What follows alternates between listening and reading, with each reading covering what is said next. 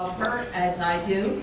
It wasn't easy for me to give up the leadership of the foundation, but in such capable hands, it's made the transition very, very easy. So I know that a lot of you are aware of the depth of her compassion and kindness, and I, for one, am grateful for all that she has done for all of you. The task that I have been charged with tonight is first of all to talk about myself, only from the standpoint as a lead-in to the formation of the foundation. But before I do, there's a couple people that I would like to introduce to you. First of all, if you are a myocarditis researcher, would you please raise your hand? Thank you, myocarditis researchers. Who are going to find the answers that lead to diagnoses and treatments and cures of tomorrow. So if you have a chance, introduce yourselves to them after the dinner and say thank you to them. The next person that I would like to introduce to you is Mr. Jeff Grant. When I was diagnosed with giant cell myocarditis, he's laughing. When I was diagnosed a number of years ago, there was a website, and only one website, that he had started, and it was called gcminfo.org, and he and Dr. Cooper had put it together. So in 2001, when I was diagnosed, he was the person I spoke to. And I have to tell you, that experience of having someone in the world who understood this disease from the standpoint of a patient, had someone that I could relate to was such a comfort to me, and it led to Dr. Cooper and I starting the foundation. But let me backtrack just a little bit and let me tell you a little bit about my story as a lead-in to my presentation tomorrow. I was 49 years old, and I had retired from 29 years as a practicing nurse. And I had decided to devote the rest of my life to doing something about AIDS in Africa. I thought I was pretty uniquely prepared for that because I had done critical care nursing, I had done outpatient nursing, I had done clinical research in the area of AIDS, I had done school nursing, so I had a lot of education and experience that I thought that some nonprofit might find valuable, and they might be able to use me and place me in a short-term mission trip type of project in Africa. That was my life goal and my life dream. When I was in graduate school, probably 20 years before that, every paper I wrote on AIDS, so I was preparing for my retirement then. So that's what I thought I was going to do, but apparently God had a different plan. A group called drawing a blank. Save the Children. Save the Children. Thank you very much, my husband. Save the Children invited me to go to Africa with them, and the last obstacle to my going to Africa was the immunizations, which was typhoid and Hep A, which the CDC required in order for me to travel to that part of the world. I had the immunization 6 weeks before the date of travel, as required by the CDC. Went out to lunch with a girlfriend, and 2 hours later my heart started to misbehave. My heart was beating forcefully, my heart was beating irregularly, and my heart was beating too fast. Now, part of my experience in nursing was being a critical coronary care nurse. So I said, oh, it must be menopause. I was 49 years old. I had no recognition at all that I was in heart failure, or in the beginning stages of heart failure, or that it was something profoundly wrong with me because I was an athlete. I was crewing on Long Island Sound 5 nights a week, and it was the most strenuous, the most wonderful thing I'd ever done in my life. I played all kinds of sports. My whole life was an avid tennis player, walked 20 miles a week, so I was not expecting heart disease of any kind. I mean, you just don't see it coming. In any event, within a week, I had coded a number of times, which means I flatlined, and I was transferred between several different hospitals. At the second hospital, they made the diagnosis of viral myocarditis. And they put in a defibrillator because I coded 3 times one morning. And they sent me home, even though I was in heart failure. I was getting IV Lasix, and I'm a nurse, so I know you don't give IV Lasix unless someone is in heart failure. So I went home in less than 24 hours. I was back in the local emergency room in cardiogenic shock.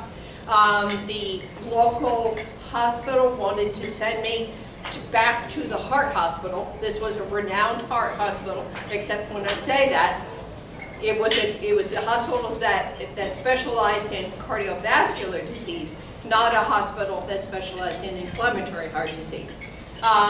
So the cardiovascular disease heart center refused to take me back as a patient. They told my husband I wouldn't live through the night, but if I did, then the only possibility that I had for survival was to get to a heart transplant center. So the next day I did survive, and the next day I went by EMT to Columbia University, which is in New York, which is a heart transplant center. Right away, the doctor who was caring for me knew that it was giant cell myocarditis. He knew because when he was practicing in Germany, he had a patient with the same disease who was roughly my age, who was on the transplant list, but who died before receiving a heart.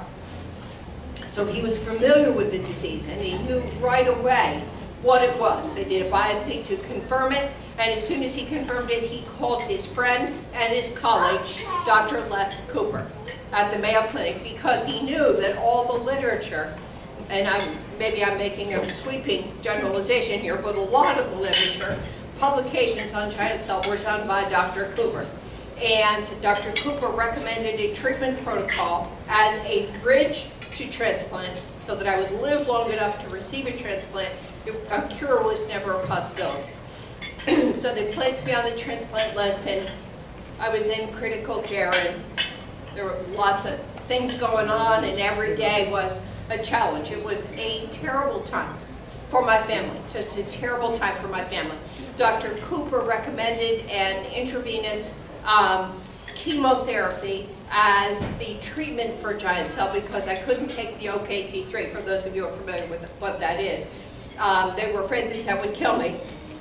And it was my 50th birthday, which was September 10th, 2001. So my family and my doctors were prepared for the fact that this treatment might not work for me. In other words, that it might kill me because I was too fragile from a state of health standpoint. And they let Jim, my husband, for the only time, to stay in my room, in the chair in my room in CCU overnight. And we woke up the next morning, I survived the night, woke up the next morning, Jim turned on the TV and we watched the planes hit the World Trade Center towers, 168 blocks downtown. They took me for a nuclear test across one of the glass skyways on a stretcher in another one of the hospitals of Columbia Presbyterian, and all of the people were standing silently. I remember I was on a stretcher. Were standing silently watching the two towers burn. This was at 9:30, quarter to 10.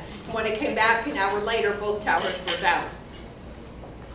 In any event, now not only was I in trouble, in serious trouble, but the whole country was too.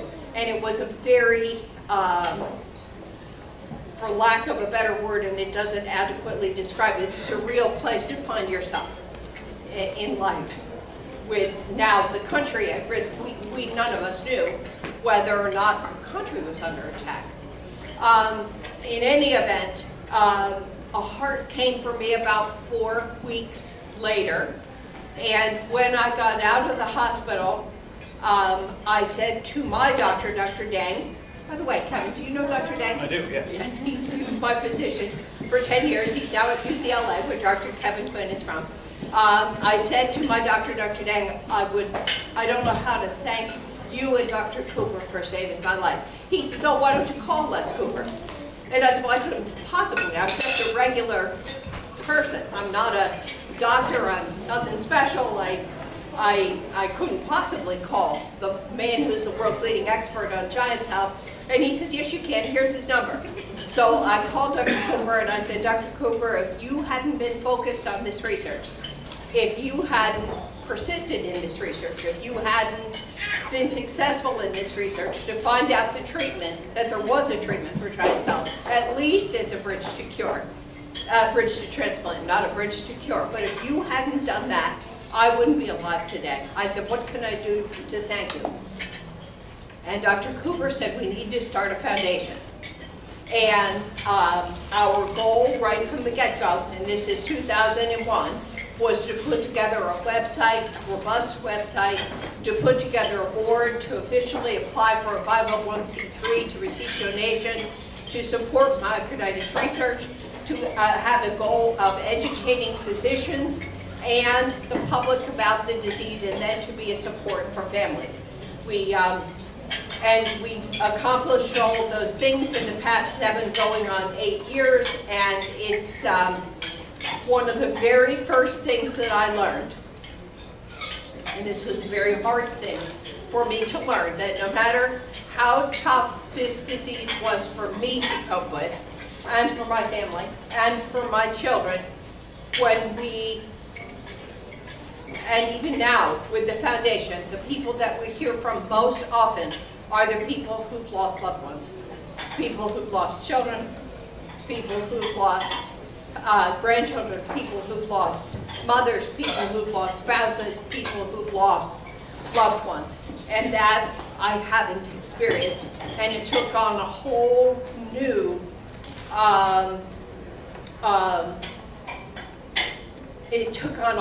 set of meaning for me in terms of having to work harder and longer to find a cure and to find better diagnostics, to find better treatments for this disease so that we could help you.